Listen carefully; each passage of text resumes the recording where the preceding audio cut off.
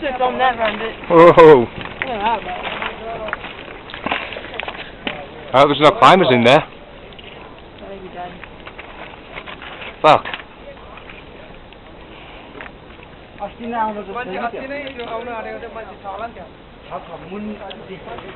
No way. It's avalanche straight over Cumber ice flow. Hoping there's no climbers in there. It's coming this way. I think it's going to get real cold.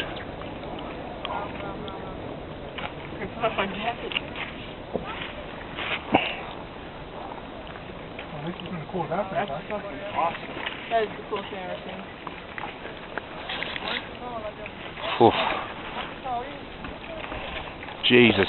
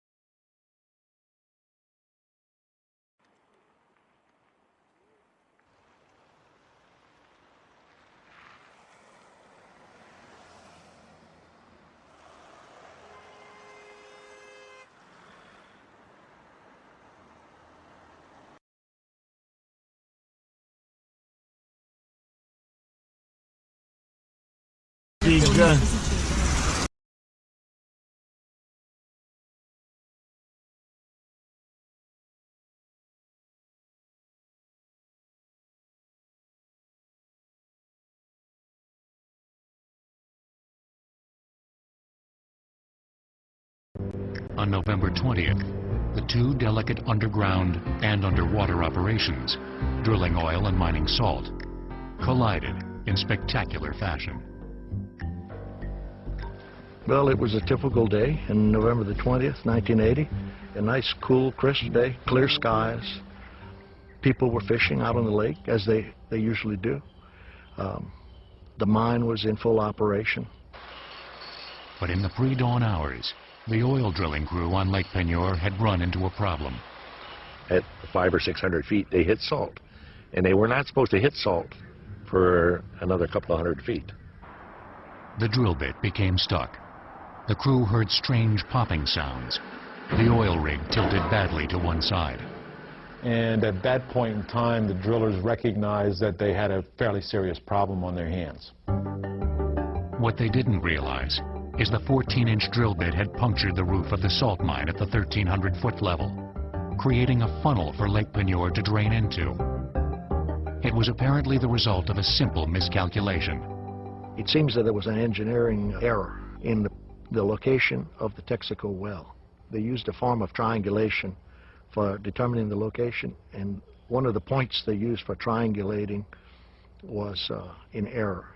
And consequently, it rotated the location of the borehole about 400 feet closer to the main mine than it should have been. 90 minutes after the drill became stuck, the drilling crew, who had wisely abandoned the tilting rig, watched in amazement from the shore as their 150-foot derrick disappeared into a lake that was less than 10 feet deep. Meanwhile, 1,300 feet below the surface of Lake Penure, diamond crystal miners, who had not been alerted to a problem, looked up to see something you should never see in a salt mine. Water. Water flowing through salt tends to dissolve the salt. As you increase the volume of water, you increase the volume of salt that can be dissolved. Soon it was clear. Lake Penure was draining through the hole bored by the drill bit and into the salt mine. As the 2.5 billion gallons of Lake Penure surged into the mine with 10 times the pressure of a fire hydrant, a mighty whirlpool was forming on the surface. Remarkably, thanks to well-rehearsed evacuation drills and the heroics of several miners, All 55 people in the mine managed to get out.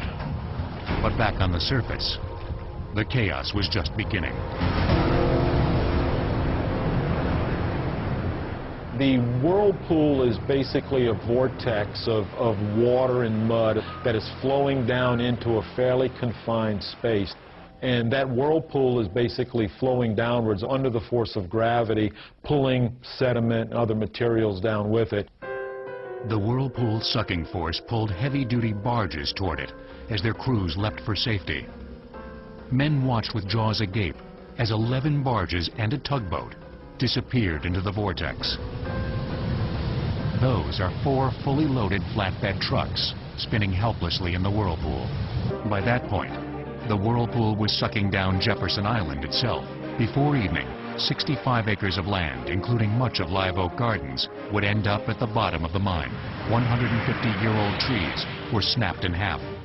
There were pecan trees that were 150 feet tall down here in this woods, and to stand there and watch them drop completely out of sight was, yeah.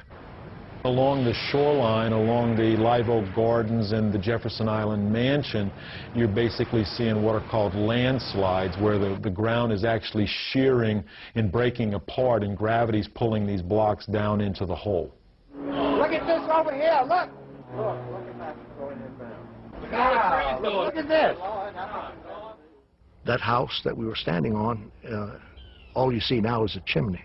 The house sank about 30 feet. Could things get worse? Yes. Delcombe Canal, which normally flowed away from Lake Peigneur and into the Gulf of Mexico, actually reversed direction under the intense sucking power of the whirlpool. As the water rushed into the now nearly empty lake bed, it formed a 150-foot waterfall, the highest ever in Louisiana. Well, that's the only time the Gulf of Mexico flowed north, basically. So that's a lot of water, to fill up that hole. As the water rushed into the mine, its rapid displacement of the underground caverns shot a deafening blast of compressed air, and later, a 400-foot geyser up from the mine shaft. It took 2 days for the canal's water to fill up the mine in Lake Peigneur.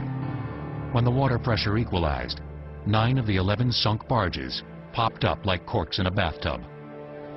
For if there's one lesson to take from this strange engineering disaster, it's that a small mistake can have huge consequences.